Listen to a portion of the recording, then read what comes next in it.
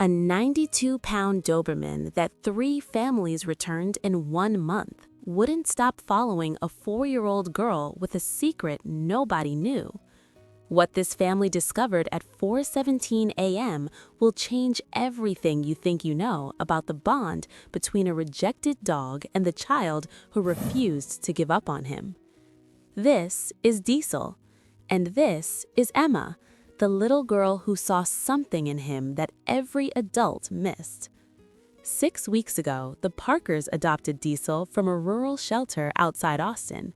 He was 3 years old, lean, scarred across his right shoulder, and had eyes that looked like they'd stopped trusting humans a long time ago. The shelter director didn't sugarcoat it. This dog's been returned 3 times in 30 days. The last family said he was too clingy with their daughter, made them uncomfortable. Tom Parker looked at his wife, Nina. Clingy with kids? That's actually what we need, right? Nina wasn't so sure. Their daughter Emma had selective mutism. She hadn't spoken a word in 14 months, not since the car accident that took her older brother.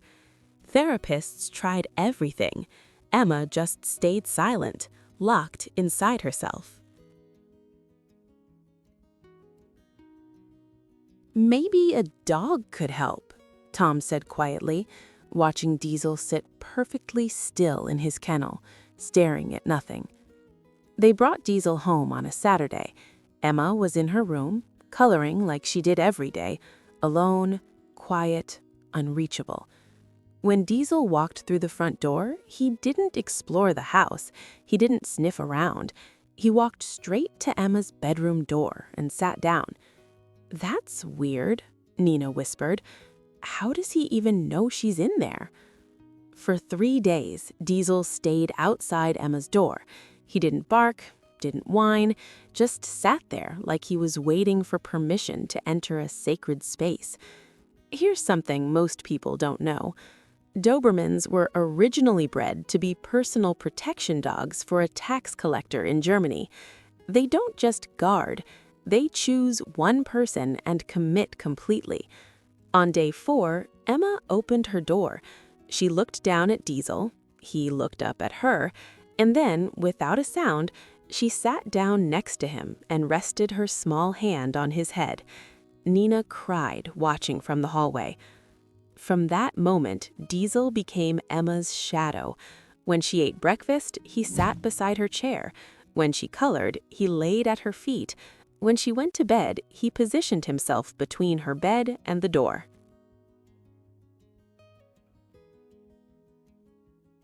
But then, Diesel started doing something strange. Every night at exactly 4:17 a.m., Nina would hear movement. Not loud, just the soft click of Diesel's nails on the hardwood floor. She'd check the baby monitor in Emma's room and see Diesel standing at Emma's bedside, staring down at her. "What is he doing?" Nina asked Tom one morning, exhausted from another sleepless night. "Maybe he's just checking on her? Every single night? At the exact same time?" Quick thing, if this story's hitting different, you're exactly who we make these for. Subscribe real quick. 2 weeks into this ritual, Nina decided to watch in person. She set her alarm for 4:15 a.m. and quietly positioned herself outside Emma's cracked bedroom door. At 4:17, like clockwork, Diesel stood up from his spot on the floor. But he didn't just look at Emma. He pressed his nose gently against her hand, the one that always hung off the side of the bed. Then he moved to her chest, sniffing carefully. Then her face. Nina's heart stopped. Was something wrong with Emma? She burst into the room, flipping on the light. "Emma? Baby, are you okay?" Emma's eyes opened slowly. She looked confused, not scared. Diesel turned to Nina, his expression almost disappointed, like she'd interrupted something important. Nina checked Emma's forehead. No fever. Checked her breathing. Normal. Everything seemed fine. But Diesel kept doing it. Every night, 4:17 a.m., nose to hand, chest, face.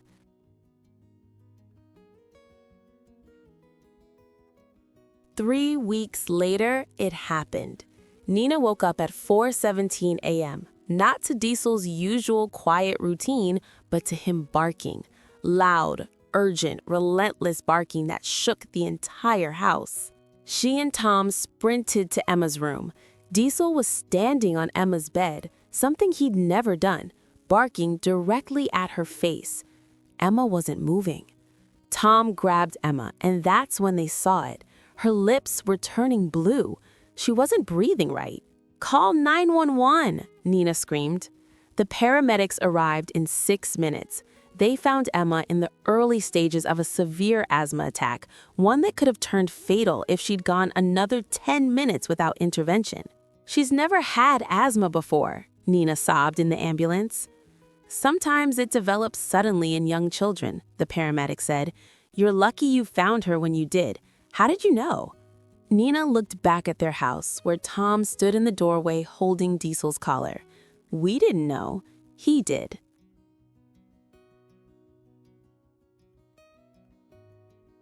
At the hospital, doctors explained that Diesel had likely been sensing the early warning signs for weeks.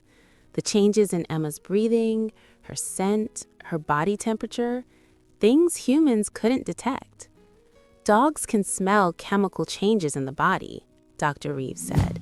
"Some are trained for this, but it sounds like yours just knew." When Emma came home 3 days later with an inhaler and a new diagnosis, the first thing she did was walk up to Diesel. And then, for the first time in 14 months, Emma spoke.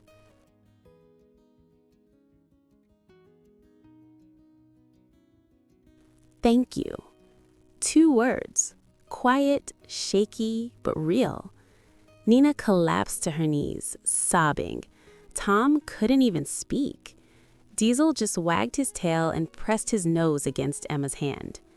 Today, Emma talks more every week.